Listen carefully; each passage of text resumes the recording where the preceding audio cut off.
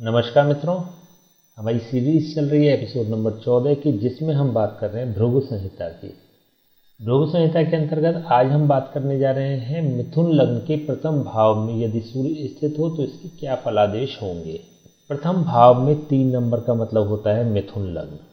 मिथुन लग्न में सूर्य तृतीय भाव का स्वामी होता है। सिंह राशि का स्वामी सूर्य होता है, जो कि मिथुन लग्न के तृतीय भाव में पड़ता है। तृतीय भाव होता है छोटे भाई का, पराक्रम का, धैर्य का, ऊर्जा का, कॉन्फिडेंस का, परिश्रम का, साधन का, इससे संबंधित जितने भी कंटेंट्स हैं उसकी व्यक्ति में प्रचुरता रहेगी, क्योंकि यहाँ से सूर्य लग्न भाव में स्थित है और अपने से 11th हाउस में, अपने स्थान से 11th हाउस है। इट मीन्स कि यदि यहाँ 3 नंबर से गिनना शुरू करें, प्रथम भाव, तृतीय भाव और तृतीय भाव, तृतीय भाव से यदि हम गिनना शुरू करते हैं तो 1, 2, 3, 4, 5, 6, 7, 8, 9, 10 और 11। 11वें नंबर पर सूर्य स्थित होता है। 11वां स्थान होता है लाभ का। जब कोई ग्रह अपने स्थान से अथवा अपने राशि स्थान से जब वह 11वें नंबर पर होता है तो वह व्यक्ति को लाभ प्रदान करता है, व्यक्ति की इच्छा पूर्ति कराने का कार्य करता है। क्योंकि यह तृतीय भाव का स्वामी होकर लग्न में स्थित है तो यह व्यक्ति की इच्छा पूर्ति का साधन कराने का प्रयास करेगा, व्यक्ति की इच्छा पूर्ति कराएगा। अच्छा, एक ज्योतिष का सामान्य सा नियम है कि यदि तृतीय भाव का स्वामी यदि लग्न में बैठ जाए तो व्यक्ति को कॉन्फिडेंस लेवल बहुत अच्छा देता है, विल पावर बहुत अच्छी देता है, व्यक्ति के स्वभाव में जिद्दीपन होता है। अच्छा, क्योंकि यह सूर्य बुध की राशि में बैठा हुआ है, अब सूर्य बुध को मित्र भाव से देखता है, अर्थात यह सूर्य बुध को समभाव से देखता है। इट मीन्स कि यहाँ पर बैठ के मिथुन राशि के संपर्क में आने के कारण यह पॉजिटिव फल प्रदान करने वाला होगा। इसका मतलब यह हुआ कि व्यक्ति में जो स्वभाव होगा, उसका जिद्दीपन होगा, वह एक पॉजिटिव वर्क करेगा, वह सकारात्मक कार्य करेगा। तो ऐसा देखा गया है कि जब मिथुन लग्न में सूर्य लग्न में स्थित होता है तो व्यक्ति की जिद, व्यक्ति का जिद्दीपन और व्यक्ति का अड़ियल स्वभाव, यह व्यक्ति को आगे ले जाने में विशेष रूप से भूमिका अदा करते हैं। यदि बात की जाए तो व्यक्ति अपनी सफलता के पीछे अपने कोई किसी न किसी एक ऐसे इंसिडेंट को कारण मानता है जिस संदर्भ में वह व्यक्ति यह कहता है कि क्योंकि मुझे चैलेंज कर दिया गया था, क्योंकि मैंने उसको चैलेंज को एक्सेप्ट किया, इसलिए मैं आज इस मुकाम पर हूँ। तो व्यक्ति, ऐसे लोग चैलेंज को भी एक्सेप्ट करने वाले होते हैं, चैलेंज को अपने जीवन का उद्देश्य बनाने वाले होते हैं। तो यहाँ पर सूर्य विशेष रूप से बहुत सकारात्मक भूमिका अदा करेगा। देखिए, हमने पहले भी बात करी है, सूर्य जैसा ग्रह यदि बहुत पावरफुल हो जाता है तब भी नेगेटिविटी की तरफ चला जाता है, और यदि बहुत कमज़ोर होता है तब भी नेगेटिविटी की तरफ जाता है। तो सूर्य की एक आइडियल पोजीशन होती है कि वह कुंडली में सम रहे। सम वो तब होगा जब उसकी राशि, जिस राशि पर वह स्थित है, वह उसके प्रति सम हो। ऐसा मिथुन लग्न में होता है। सूर्य जब मिथुन लग्न पे अथवा कन्या लग्न पर स्थित होता है तो ये विशेष रूप से नॉर्मल रिएक्ट करने वाला होता है, बहुत ज़्यादा पावरफुल भी नहीं होता और बहुत ज़्यादा वीक भी नहीं होता, तो एवरेज ये रिएक्ट करने वाला बन जाता है। तो ऐसी स्थिति में सूर्य की एक आइडियल पोजीशन होती है। तो ना तो यह लग्न को पीड़ित करेगा ऐसी स्थिति में, इट मीन्स कि सूर्य से संबंधित कोई रोग होने की संभावना इस कुंडली में नहीं बनती। और जब यह अपने समभाव वाले ग्रह की राशि पर स्थित होकर अपने सप्तम भाव को देखता है, यहाँ पर भी गुरु की राशि है, गुरु के प्रति सूर्य मित्र भाव रखता है, तो अपने मित्र की राशि को जब सूर्य देख रहा होता है तो यहाँ पर भी यह पॉजिटिविटी क्रिएट करने का कार्य करेगा। इसका मतलब यह हुआ कि जीवन साथी से संबंधित जितने भी कंटेंट्स हैं उसमें पॉजिटिविटी मिलेगी। व्यक्ति का अपने जीवन साथी के प्रति विशेष झुकाव होता है और दोनों में अच्छी ट्यूनिंग होती है, अच्छा सामंजस्य भी होता है। व्यक्ति अपने परिवार को बहुत ज़्यादा सम्मान देने वाला होता है। तो ऐसी स्थिति में सूर्य सप्तम भाव के प्रति पॉजिटिव वर्क करेगा। दूसरी चीज़, सप्तम भाव होता है पार्टनरशिप का, साझेदार का, रेगुलर इनकम का। तो यह रेगुलर इनकम को भी मेंटेन करने का कार्य करेगा और यदि किसी भी बिजनेस में, किसी भी क्षेत्र में यदि पार्टनरशिप के अवसर मिलते हैं तो पार्टनरशिप से ग्रोथ भी होगी और लंबी भी चलेगी, क्योंकि यह अपनी मित्र राशि को देख रहा है। सूर्य होता है नवम भाव का कारक, दशम भाव का कारक और लग्न का कारक। लग्न की हमने बात कर ली। नवम भाव के प्रति अगर देखें तो यह नवम भाव के सापेक्ष अपने से 5वें स्थान पर स्थित है। अपने से 5वें स्थान पर होने के कारण यह व्यक्ति को पदासीन भी करता है, बड़ा पद दिलाने का कार्य करता है और डेजिग्नेशन प्राप्त करने में, प्रतिष्ठा प्राप्त करने में, समाज में सम्मान प्राप्त करने में भाग्य बहुत अहम भूमिका अदा करता है। तो भाग्य के सापेक्ष अगर देखें सूर्य की स्थिति तो बहुत पॉजिटिव है। व्यक्ति को भाग्य का साथ मिलेगा सूर्य के परिप्रेक्ष्य में।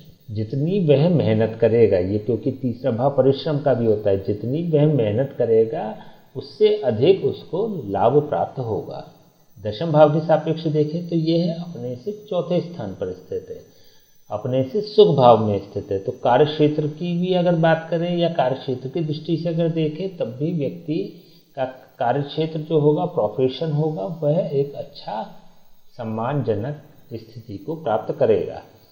अपने प्रोफेशन में वह संतुष्ट भी होगा और उसमें ग्रोथ भी करेगा। तो दशम भाव के सापेक्ष भी यह सूर्य बेटर पोजीशन करता है।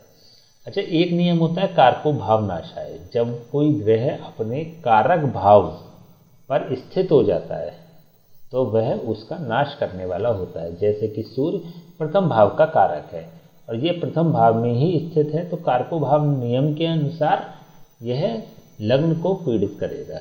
लेकिन क्योंकि यह अपनी समभाव की राशि पर स्थित है तो रिएक्शन नेगेटिव, ज़्यादा नेगेटिव नहीं होगा। एक सामान्य सी रिएक्शन दे सकता है, कुछ सामान्य से रिएक्शन सूर्य दे सकता है। जैसे व्यक्ति को गुस्सा बहुत आता है, व्यक्ति में जिद बहुत होती है। ऐसे व्यक्ति जो एक बार मन में ठान लेते हैं वो पूरी करके ही मानते हैं। तो ये भी जो एक नेगेटिविटी है वो भी उसके पॉजिटिव वे में रिएक्ट करने लगता है। कॉन्फिडेंस लेवल बहुत होता है, कॉन्फिडेंस ओवर कॉन्फिडेंस में भी क्रिएट हो जाता है ऐसी स्थिति में। तो इस स्थिति के अनुसार भी देखें तब भी सूर्य पॉजिटिव ही वर्क करेगा, क्योंकि यहाँ पर भाग्य का भी साथ मिल रहा है। यदि भाग्य का साथ नहीं होता तो ये चीज़ें नेगेटिव इफेक्ट्स देने वाली बन जाती हैं, लेकिन यहाँ पे सूर्य पॉजिटिव वर्क करेगा। तृतीय भाव होता है त्रिषडाय भाव। 3 भाव त्रिषडाय होते हैं, तीसरा भाव, छठा भाव और 11वां भाव। त्रिषडाय की संज्ञा दी गई है तीसरे भाव को, छठे भाव को और 11वें भाव को। तो त्रिषडाय का स्वामी होता है। त्रिषडाय एक नेगेटिव भाव होता है। जब नेगेटिव भाव का स्वामी एक लग्न में स्थित हो जाता है या कुंडली के सबसे ऑस्पिशियस, सबसे शुभ भाव में स्थित हो जाता है तो यह सूर्य की जो नेगेटिविटी बन रही थी यहाँ पर त्रिषडाय भाव का स्वामी, वह नेगेटिविटी खत्म हो जाती है। तो सूर्य बेसिकली पॉजिटिव बन जाएगा। कुछ कंटेंट्स लग्न में डाइल्यूट हो जाते हैं तृतीय भाव की नेगेटिविटी के, जिसके कारण लग्न पीड़ित हो जाता है। जैसा कि अभी बताया कि एक ओवर कॉन्फिडेंस वाली स्थिति देता है, तो परिश्रम बहुत कराता है, ज़्यादा परिश्रम वाला व्यक्ति हो जाता है या रेस्टलेस लाइफ हो जाती है ऐसे व्यक्तियों की।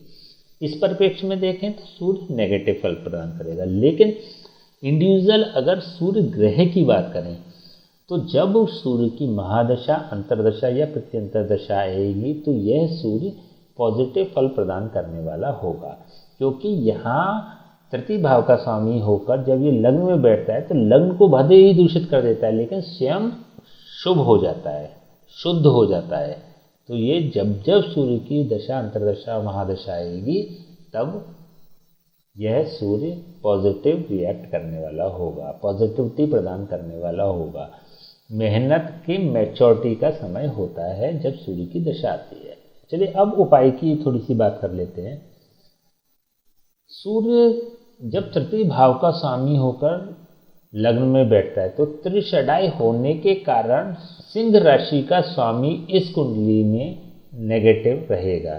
सूर्य सिंह राशि का स्वामी का मतलब हो गया सूर्य। यह नियम बन गया क्योंकि तृतीय त्रिषडाई के स्वामी कुंडली में शुभ फल प्रदाता नहीं होते हैं, तो इस दृष्टि से ये नेगेटिव बन गया। लेकिन ओवरऑल अगर देखें तो सूर्य की प्लेसमेंट है या फिर सूर्य की स्थिति है वो एक पॉजिटिव है। तो त्रिषडाई के स्वामी होने के कारण जो इसको दोष लगे हैं वो दोष पूजा पाठ के माध्यम से दूर किए जा सकते हैं। सूर्य के जाप, हवन या आदित्य हृदय स्त्रोत का पाठ अथवा सूर्य को जल देना, ये 3 उपाय ऐसे हैं जिनको करने से सूर्य का जो त्रिषडाई का इफेक्ट है वो खत्म हो जाता है। या तो सूर्य को आप जल दें, सूर्योदय से 2 घंटे के अंदर देना चाहिए, अथवा सबसे बेस्ट पोजीशन ये है कि सूर्योदय जिस समय हो उस समय सूर्य को जल दें। दूसरा उपाय कर सकते हैं, सूर्य के जाप और हवन किसी पंडित से बात करके कराएं। जब भी कोई ग्रह नेगेटिव होता है या नेगेटिव ग्रह भाव का स्वामी होता है, विशेष रूप से जब वह क्रूर ग्रह होता है या पापी ग्रह होता है, तो उसके स्वयं जाप नहीं करने चाहिए। तो वो कोशिश करें कि किसी ब्राह्मण से कराने का प्रयास करें। देखिए सूर्य के और अन्य भी पॉजिटिव कंटेंट्स होते हैं, जैसे सूर्य पिता का कारक होता है, मान सम्मान प्रतिष्ठा का कारक होता है, धैर्य का कारक होता है, शक्ति बल प्रभाव का कारक होता है, प्रताप और प्रदर्शन का कारक होता है, शासनात्मक प्रवृत्ति देता है, डोमिनेट करने की एक नेचर होता है सूर्य का। तो इससे संबंधित जितने भी कंटेंट्स हैं उसमें सूर्य पॉजिटिव तो वर्क करेगा, लेकिन यदि इसका सूर्य का उपाय कर लिया जाए तो तृतीय भाव के सापेक्ष जो कंटेंट्स हैं, जैसे मेहनत कराने का कार्य करता है, ये तो थोड़ी सी कम मेहनत में अधिक सफलता प्राप्त होने लगेगी, या मेहनत का जो रेशो है वो लाइफ में कम होगा। तो आवश्यक है कि इसको उपाय के माध्यम से बैलेंस किया जाए। अथवा यदि स्वयं पूजा करना चाहते हैं तो आदित्य हृदय स्त्रोत का पाठ करें, तो ये भी एक बहुत इफेक्टिव उपाय है जो कि बहुत अच्छा वर्क करता है। तो इन उपायों के माध्यम से आप मिथुन लग्न में यदि सूर्य बैठा हो तो उसको और अधिक पॉजिटिव कर सकते हैं। ठीक है, तो आज हमने बात करी सूर्य प्रथम भाव में स्थित हो तो उसके क्या फलादेश होंगे। नेक्स्ट एपिसोड में, नेक्स्ट वीडियो में हम बात करेंगे यदि सूर्य मिथुन लग्न के द्वितीय भाव में हो तो उसका क्या फलादेश होंगे। तब तक के लिए हमें आज्ञा दीजिए। नमस्कार।